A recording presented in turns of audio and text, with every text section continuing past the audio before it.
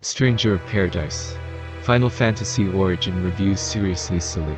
People are upset about Stranger of Paradise, just fun of it. But before we get into this, y'all, let's go! What's up, YouTube? It's your boy, Mr. Jackson. Let's go!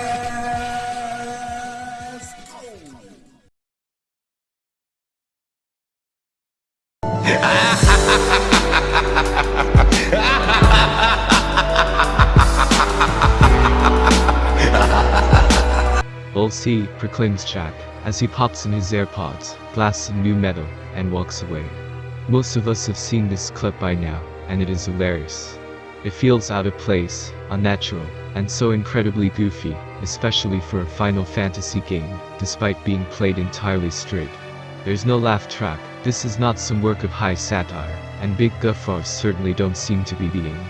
Instead, this is camp-made manifest pure absurdity that will make you roll your eyes and hang your head whenever there are more than 3 lines of dialogue.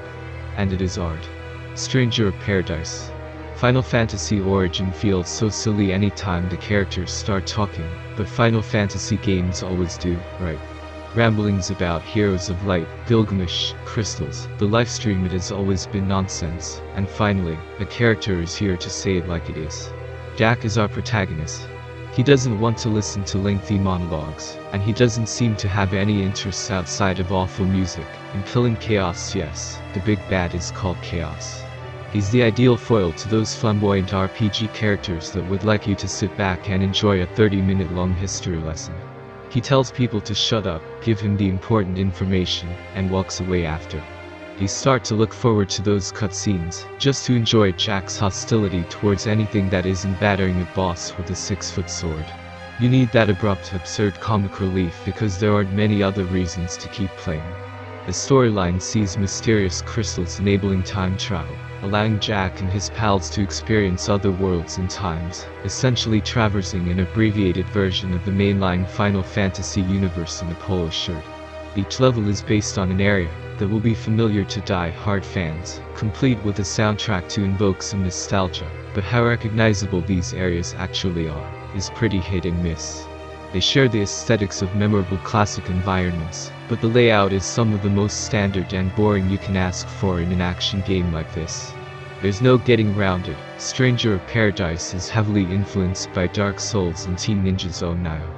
Cubes, the cast literally call them that, look like RPG save points, and act just like a bonfire checkpoint.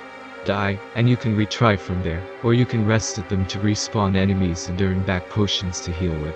The levels each attempt a sense of looping progress, and shortcuts to make traversal easier, and you'll see where these shortcuts should be as you progress, a ladder to drop or door to unlock, but you'll usually locate the boss or next set of cubes, before finding the shortcut helpful. Levels are pretty linear, much closer to a traditional action game than the labyrinthine legacy dungeons you explore in Elden Ring. Enemies can almost all be run past with little issue, and only tougher sub-bosses that hold keys really need to be battled properly. Demonic mouths that block passageways and spawn monsters are another roadblock, but these won't come back after a single defeat. The game tries its best to force you to play, but in some situations you will, inevitably, end up just running straight past a gang of frustrating foes. Running through feels like a more valid tactic here than in most games, thanks to the fact that there are no real experience points to speak of. Your characters don't level up. Instead, they have job levels and multiple jobs, which change how characters behave on the battlefield. Jack can swap between 2 jobs mid-battle, while other team members will need their loadout set, with fewer job options.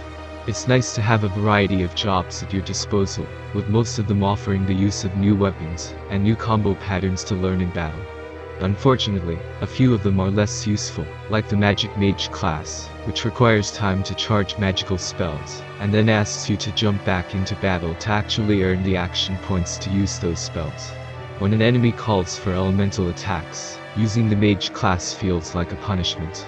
Luckily, each and every class has access to the Soul Shield.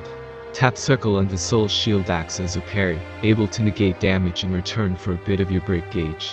If your break gauge depletes, you'll be a sitting duck, but if you successfully time soul shields repeatedly, your break gauge won't actually break, essentially sitting on 1 HP indefinitely.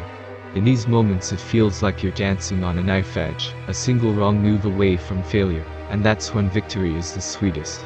Soul Shield acts as the perfect counter to any enemy attack that isn't a grab, and using it against bosses makes feel invincible.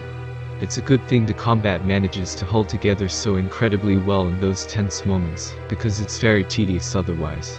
Fighting against most bosses feels fraught and dangerous, but exciting. Fighting against weaker foes just feels boring, which is exactly when you'll realize you can run through stages so effortlessly and quickly.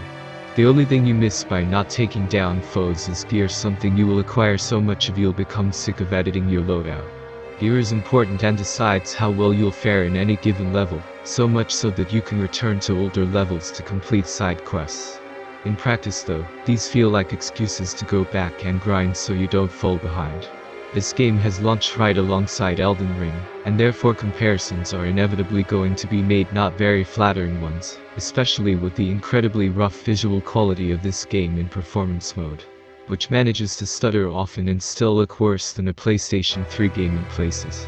That's not hyperbole either. Final Fantasy VII absolutely looks more polished and impressive on PS3 than this game does playing natively on a PS5.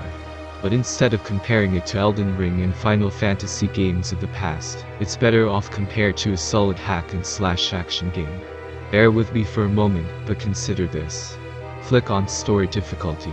On normal mode you can expect a challenging Nioh-like experience, and on hard things get intense for those true Massacre fans.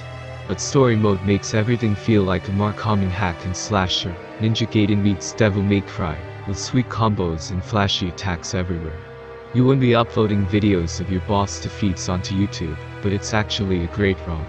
Stranger of Paradise. Final Fantasy Origin shouldn't be taken seriously, even if it plays everything with a completely straight face. Anyone expecting an in-depth Final Fantasy tale and memorable characters are going to be sorely disappointed, as are some of those thinking this is essentially Nioh 3. This is a dumb action game about dumb boys swinging big dumb swords, and that's all it needs to be. Put on some new metal and enjoy. Like, comment and share for more. Bye.